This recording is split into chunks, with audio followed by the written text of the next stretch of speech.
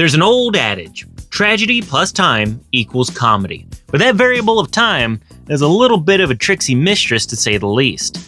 Too soon and your joke's bound to be tasteless. Too late and nobody's gonna know what you're talking about, and it'll probably wheel back around to being tasteless again. You have to have the right timing. We Romans are rich. We got a lot of gods. We got a god for everything. The only thing we don't have a god for is premature ejaculation. But I hear that that's coming quickly. When the perfect timing for a joke comes around, it'll come around naturally, sometimes unexpectedly or as a non sequitur. When it hits, it hits. And all that's to say, the 20th century saw one of the greatest maritime disasters ever. All you can eat! All you can eat! All right, when you're ready, take this plate over. Please, don't take the steam tray. Sir. And no, I'm not talking about the all-you-can-eat buffet at the Flying Dutchman. In 1912, the RMS Titanic set sail on its maiden voyage from the UK to the United States, and would never finish that journey, as it would meet its end in the frigid waters of the Atlantic shortly thereafter. The sinking of the Titanic immediately drew the public's attention. One of, if not the most opulent, luxurious, and sophisticated ships of her time became the epicenter of an absolutely brutal human tragedy. The ship deemed unsinkable had sunk, and as such, a legend was born. Over the decades, the Titanic gained a certain mystique and a certain reverence surrounding her. Historians, enthusiasts, and artists have spent the past centuries studying, appreciating, and being inspired by the ship of dreams. Some only see the tragedy. Some are enraptured by the romance of a bygone age, and some only see the hubris of man's engineering, and others still only see the engineering. Like, there are some amazingly passionate and obsessive YouTubers who will teach you a thing or two about how Titanic was made. Like, they are amazingly on point with how focused they are on Titanic and other maritime engineering. Like, it's beautiful, it's amazing, and by God, sometimes I'm jealous of the passion that is on display here.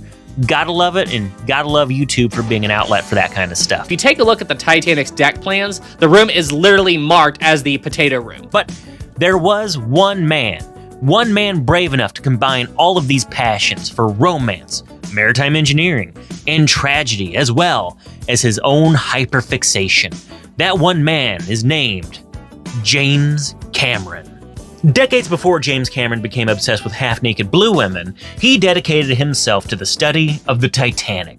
The reality, the myth, the legend, the wreck, all of it. He spent years researching the creation of the vessel, its voyage, the people on board, every man, woman, and child, the wreck, everything. James Cameron would absolutely destroy Thomas Andrews at Titanic Trivia, and he's the guy who designed the ship. By the early 90s, it was well known within his friends group that Jimmy Cameron was a top-tier Titanic aficionado. He basically maxed out every single skill tree in relation to Titanic that you could think of. The only thing that he didn't do was go discover the wreck itself. That was Robert Ballard back in '85. But he wouldn't let that get him down. If anything, he would do his best to go beyond that, because he would make it his life's goal to go down to the Titanic himself. And to do so, he would need a lot of money. It's well known now that James Cameron is rich, crazy, and ambitious, but he wasn't always that way.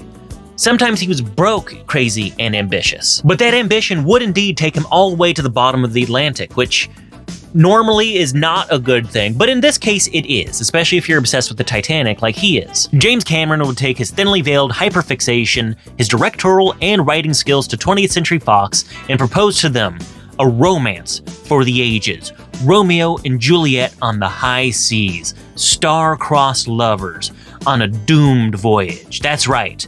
This is what bore 1997's smash hit Titanic. That's right, the film that essentially cemented Leo Cap and Kate Winslet as acting legends and icons, as well as giving Billy Zane some amazing wigs not seen since Tombstone or Twin Peaks, was all a thinly veiled excuse for James Cameron to sink some beers with his buddy Bill Paxton and then go to the bottom of the Atlantic to capture the real wreck of the Titanic in glorious film.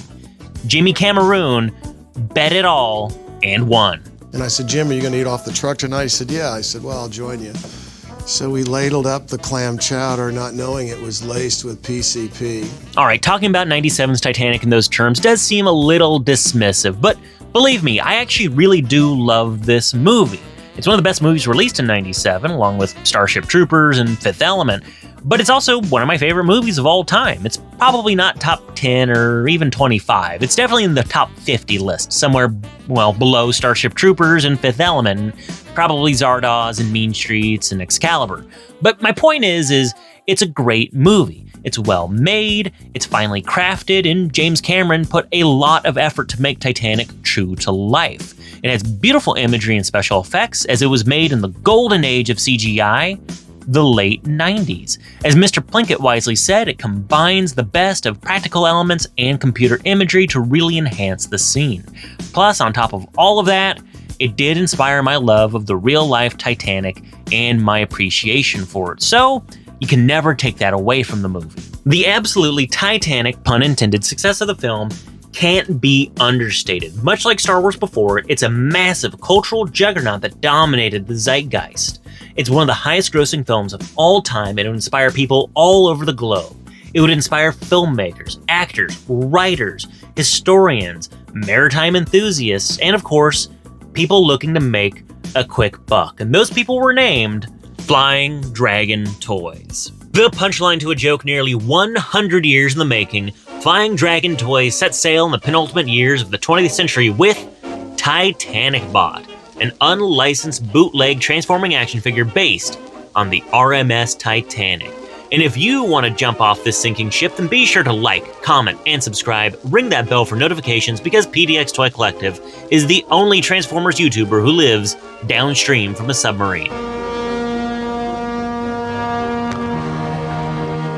By midday, the Blueback was back home alongside Omzi. Titanobot was constructed cold in the Flying Dragon Toys shipyards all the way back in 1997. And he was released anywhere between 97 and 2007, 2010. It's a little nebulous and hard to pin down. Flying Dragon Toys it's not really well known if they're still in operation, a Hong Kong-based toy manufacturer that specialized in unlicensed transforming figures and drugstore rack toys.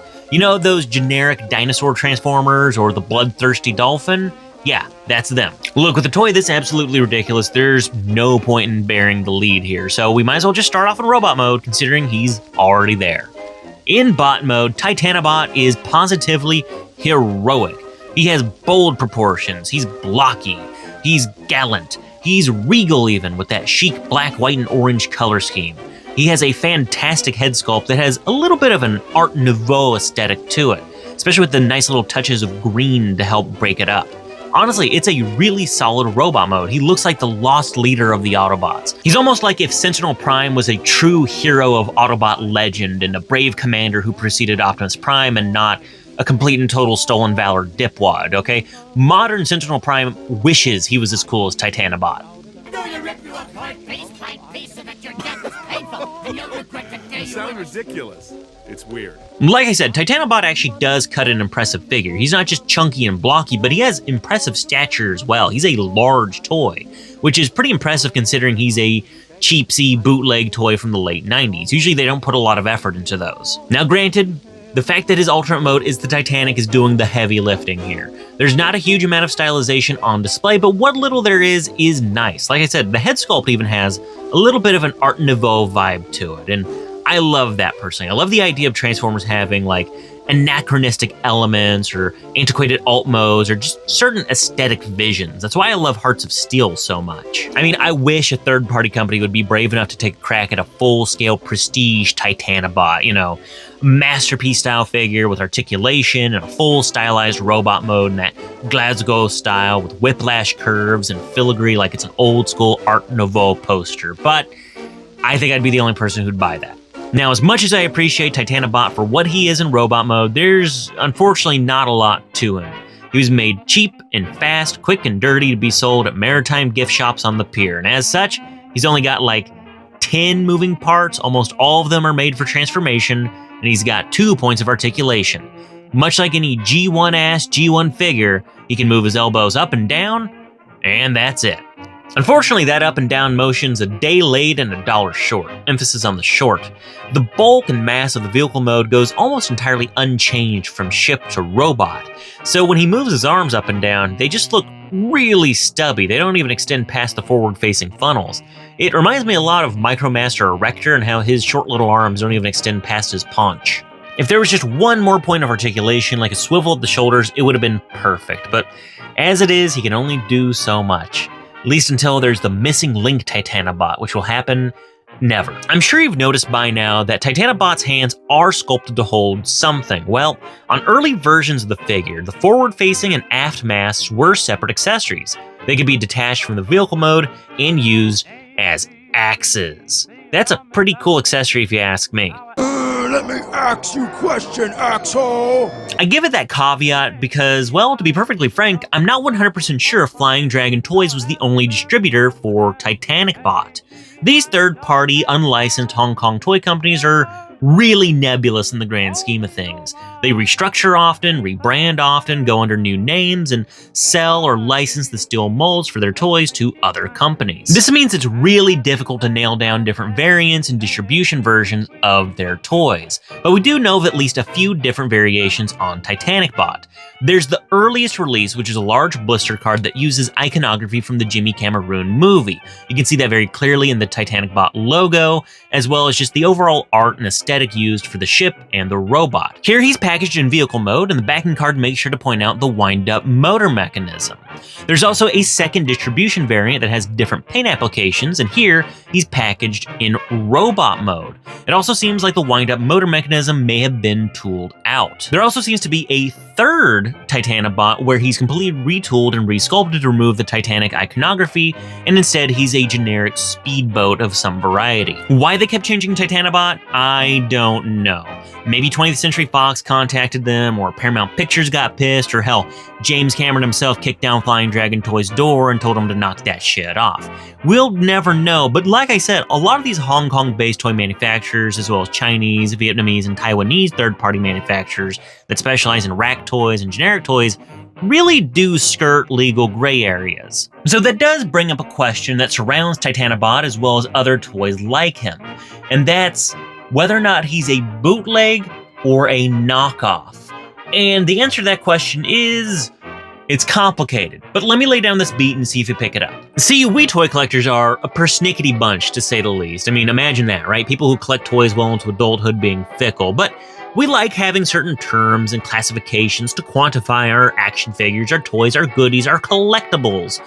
But even though we like to think there's a lingua franca between us, it's not really a hard and fast taxonomy.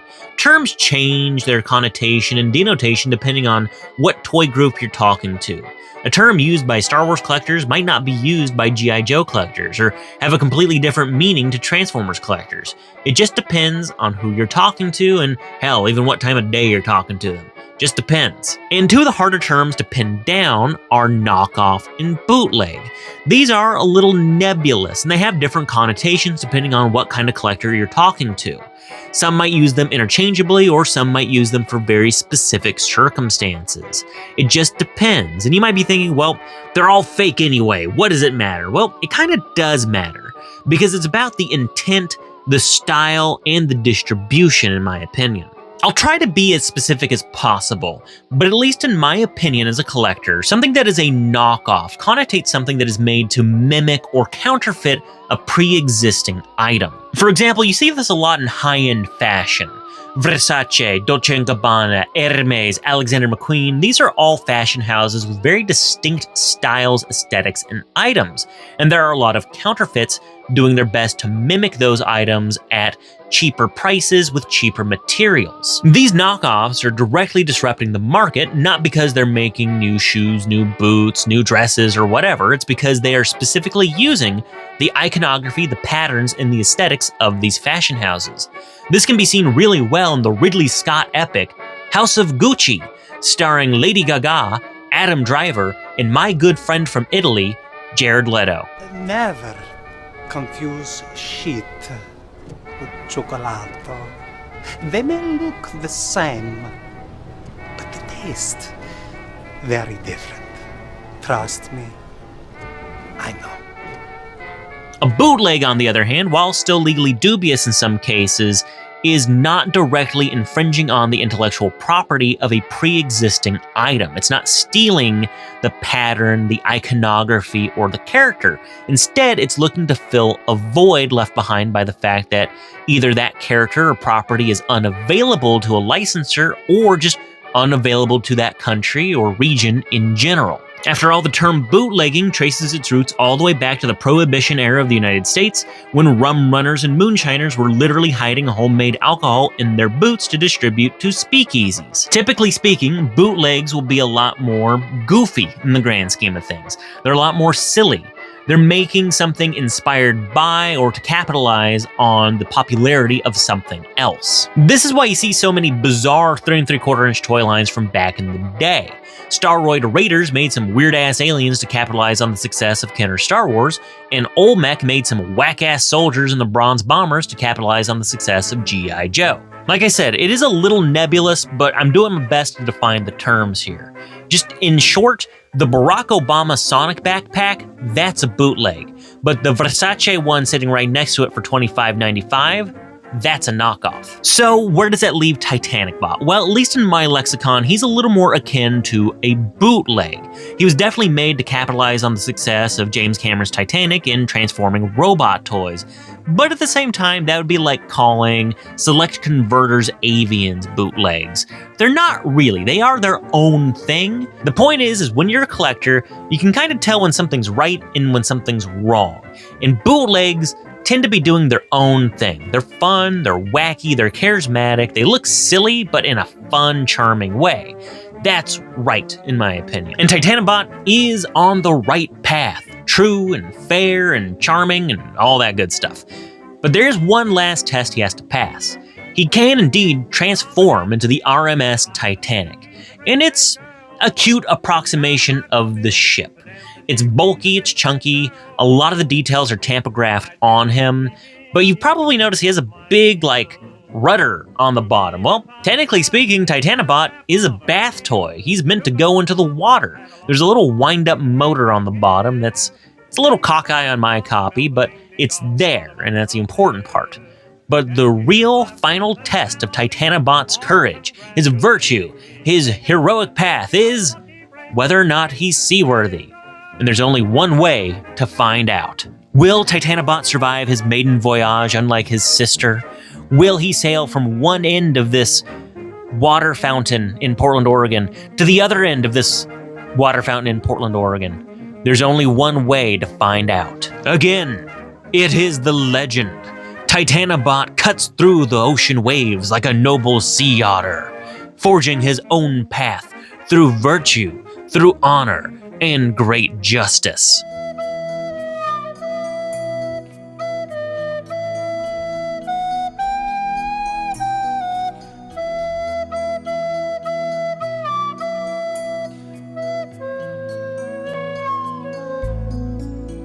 It truly inspires a man to become king of the world, just like Jimmy Cameron. And I think James Cameron would also be inspired by the noble virtue of Titanobot, taking the legacy of his sister ship and forging his own path, cutting through the waves and sailing for great justice. He can also swim on his back in robot mode, much like the noble sea otter. Yes, like the sea. Oh, he looks so silly.